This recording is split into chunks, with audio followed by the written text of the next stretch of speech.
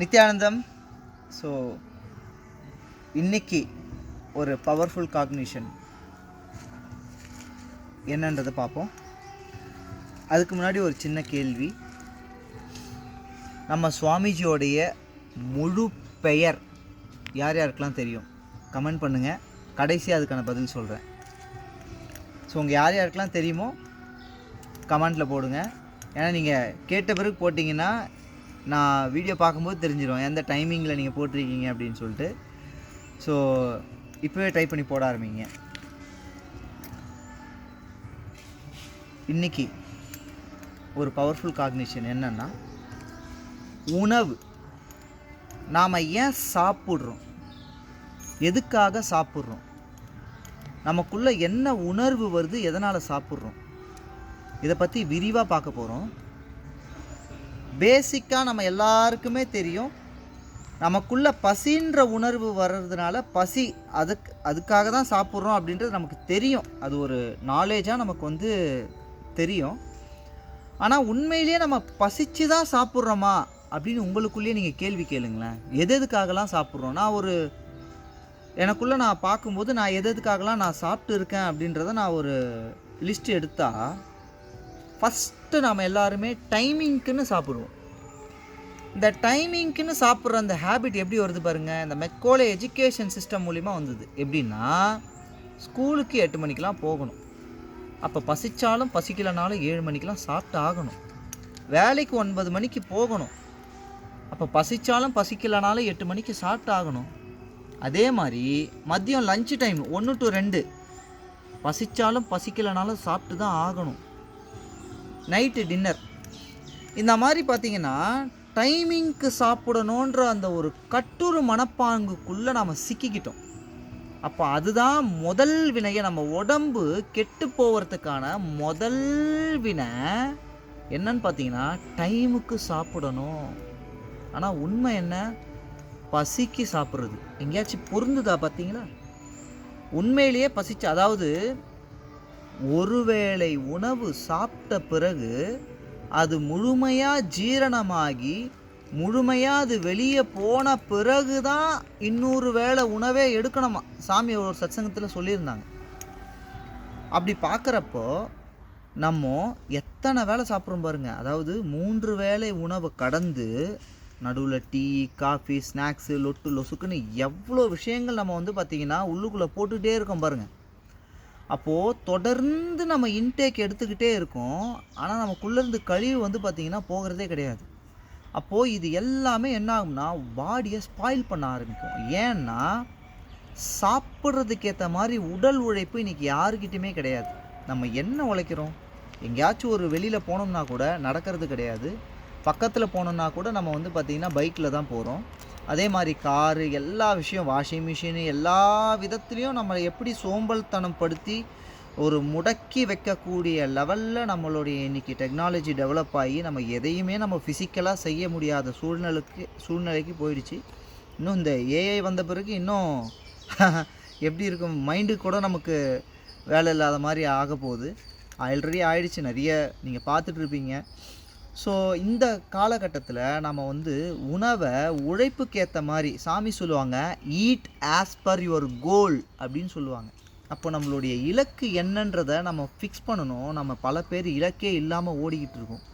அப்போது எதுக்காக சாப்பிட்றோம், என்னத்துக்காக சாப்பிட்றோம், எவ்வளவு சாப்பிட்றோம், இதை பற்றின கான்ஷியஸ்னஸ்ஸே இல்லாமல் சாப்பிட்றோம். ஆக்சுவலாக உணவு உண்பதே ஒரு தியானம்னு சொல்லுவாங்க சாமி. நம்ம செய்கிற ஒவ்வொரு ஆக்ஷன்லையுமே தியானமானது மறைமுகமாக இருக்குது. எப்படின்னா, கான்ஷியஸாக நம்ம ஈட் பண்ணும்போது, ஒரு உணவை நாம் உள்ளே போடும்போது 32 முறை, 16லேருந்து 32 முறை அதை மெண்டு ஆக்சுவலாக ஜீரணமானது நம்மளுடைய உடலுக்குள்ளே, வயிற்றுக்குள்ளே போன பிறகு நடக்கிறது இல்லைங்க. நாம் வாயில் அசைப்போடும் போதே, மாடு எப்படி அசைப்போடுது பாருங்கள், குதிரை எப்படி அசைப்போடுது பாருங்கள், கழுதை எப்படி அசைப்போடுது, அது மாதிரி மாடு அசைப்போடுற மாதிரி அத்தனை முறை மெண்டு ஜீரணமானது இந்த வாயில் சுரக்கக்கூடிய உமிழ்நீர்லேயே ஜீரணமானது முக்காவாசி முடிஞ்சிடும். அப்படி நாம் எடுத்துக்கும்போது கம்மியான உணவு எடுத்துக்கிட்டாலே நம்மளால் முழு ஜீரணத்தை நம்மளால் உணர முடியுது. அந்த ஃபுல்ஃபில்மெண்ட்டை கிடைக்குது. இந்த பரிவிராஜகத்தில் இந்த சாமி சொன்ன அந்த சத்தியத்தை அப்ளை பண்ணுறதுக்கான சூழ்நிலைகள் கிடைக்குது. சில இடங்களில் கம்மியாக உணவு கிடைக்கும், பிரசாதம், கோவில் பிரசாதம் மாதிரி.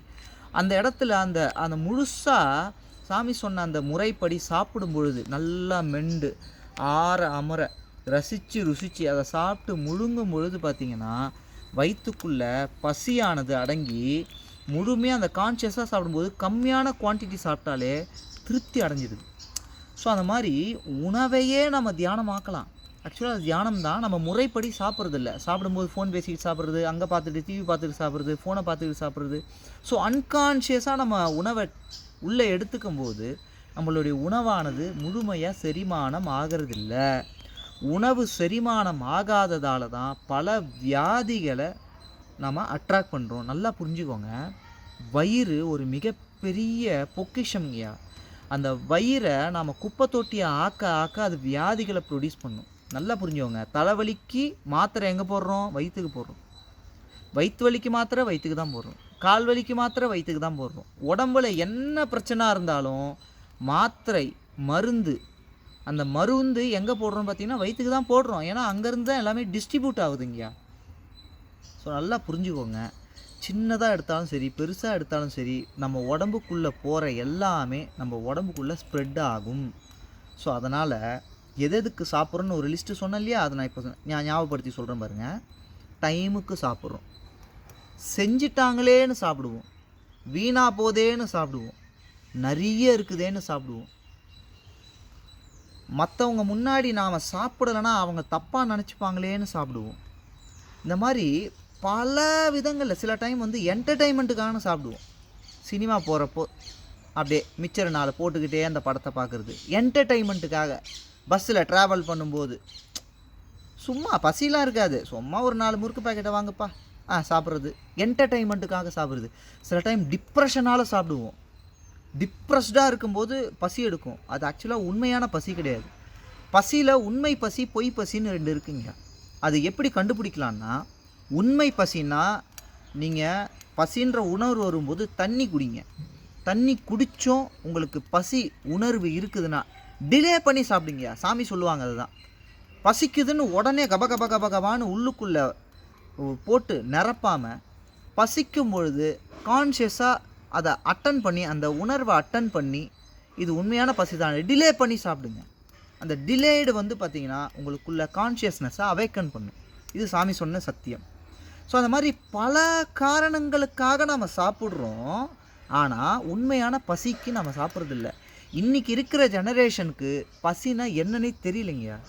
பசின்ற அந்த உணர்வு வர்றதுக்கு முன்னாடியே அந்த சாப்பாட்டை நம்ம போட்டு ரொப்பிடுறதுனால பசின்றதே என்னன்னே தெரியாமல் போய் அந்த உணர்வே என்னன்னு தெரியாத அளவுக்கு நம்ம இன்றைக்கி உணவை உள்ளே போட்டு கொட்டிகிட்டு இருக்கோம். அதனால் நீங்கள் ஆர்கானிக்காக சாப்பிட்றீங்களோ நான் ஆர்கானிக்காக சாப்பிட்றீங்களோ, ஒன்று சாப்பிட்றதுக்கு ஏற்ற மாதிரி உழைங்க, இல்லை உழைப்புக்கு ஏற்ற மாதிரி சாப்பிடுங்க. இந்த சாப்பாடுன்ற அந்த விஷயத்துக்கு நம்ம கான்ஷியஸ்னஸை கொடுத்தோம்னா வியாதின்றது இல்லாமல் முழு ஆனந்தமான ஆரோக்கியமான வாழ்க்கையை நம்மளால் வாழ முடியும். அன்கான்ஷியஸாக சாப்பிட்டுட்டே இருந்தோம்னா நமக்கே தெரியாமல் பல வியாதிகளை வரவேற்கிறோம். இந்த உடல் மிகப்பெரிய பொக்கிஷம். அதனால் உணவை அளந்து சாப்பிடுங்க, நீண்ட ஆயுளோட வாழுங்க. நம்மளோட சாமியோட பேர் என்னன்றது தெரிஞ்சுதா? தெரியலையா? இந்து மதத்தின் தனிப்பெரும் ஜகத்குரு மகா சன்னிதானம் பகவான் ஸ்ரீ நித்யானந்த பரமசிவ ஸ்ரீ ஞானசம்பந்த தேசிக பரமாச்சாரிய சுவாமிகள். எதனால் சுவாமிஜிக்கு இந்து மதத்தின் தனிப்பெரும் ஜகத்குரு மகா சன்னிதானம்னு அந்த பேர் வந்ததுன்றதை அடுத்த வீடியோவில் சொல்கிறேன். இது ஆங்கிலத்திலையும் சொல்கிறேன். சுப்ரீம் பாண்டிஃப் ஆஃப் இந்துவிசம் ஜகத்குரு மகா சன்னிதானம் பகவான் ஸ்ரீ நித்யானந்த பரமசிவ ஸ்ரீ ஞானசம்பந்த தேசிக பரமாச்சாரிய சுவாமிகள். அதை தான் சுருக்கி SPH அப்படின்னு நம்ம கூப்பிடுறோம். தேங்க்யூ. நித்யானந்தம்.